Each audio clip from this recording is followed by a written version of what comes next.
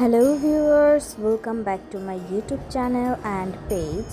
আশা করি সবাই অনেক বেশি ভালো আছেন এবং সুস্থ আছেন।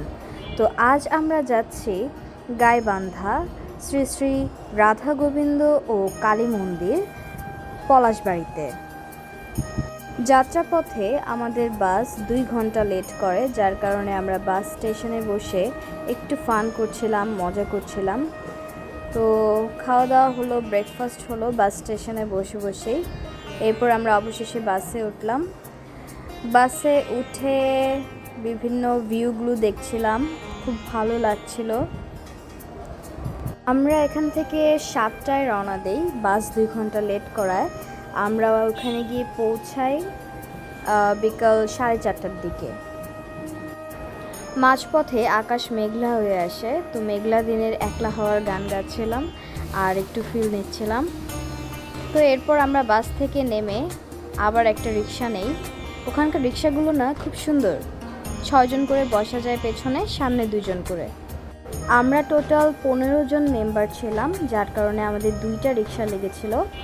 তো আমরা 2 রিক্সাতে করে চলে গিয়েছিলাম। আমরা এক রিক্সা রওনা দিয়েছি, আরেক রিক্সার জন্য দাঁড়িয়ে আছে। সো অবশেষে 2টা রিক্সায় একসাথে ছাড়া হলো। রিক্সাতে করে 15 মিনিটের মধ্যেই আমরা চলে গেলাম আমাদের গন্তব্যস্থলে। মন্দিরের প্রবেশদ্বার থেকে শুরু করে সব কিছুই খুব সুন্দর ছিল।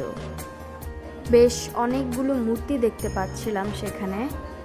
মন্দিরের ভেতরে প্রত্যেকটা মূর্তি খুব সুন্দর ছিল, তবে সব থেকে বেশি যেটা আমার ভালো লেগেছে, মন কেড়ে নিয়েছে এক কথায় বলা যায়, সেটা হচ্ছে এই কৃষ্ণের মূর্তিটা। তার পাশে একটা মহাদেবের মূর্তি আছে, আর মন্দিরের ভেতর তো বিভিন্ন ধরনের বিভিন্ন দেবদেবীর মূর্তি আছেই। যেহেতু আমরা অনেকটা জার্নি করে গিয়েছিলাম, তাই আমরা গিয়েই একটু প্রসাদ পেলাম। প্রসাদে আমাদেরকে খিচুড়ি দেওয়া হয়েছিল। গরম গরম খিচুড়ি খেয়ে আমরা আবার মন্দিরটা ঘুরে দেখতে লাগলাম। মহাভারতের নকুল, অর্জুন, যুধিষ্ঠির, ভীম, সহদেব, দ্রৌপদী, রাম, সীতা, ভরত, লক্ষ্মণ ও শত্রুঘ্ন সহ আরও বিভিন্ন দেবদেবীর মূর্তি ছিল। তখন প্রায় সন্ধ্যা হয়ে আসছিল। পাশে একটা দোলনা দেখতে পেয়ে আমি দোলনাতে করে একটু দোল খেলাম।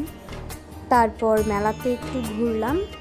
ঘোরাঘুরি শেষ করে আমরা সবাই মিলে আবার বের হয়ে রওনা দিলাম ঠাকুরবাড়ির উদ্দেশ্যে।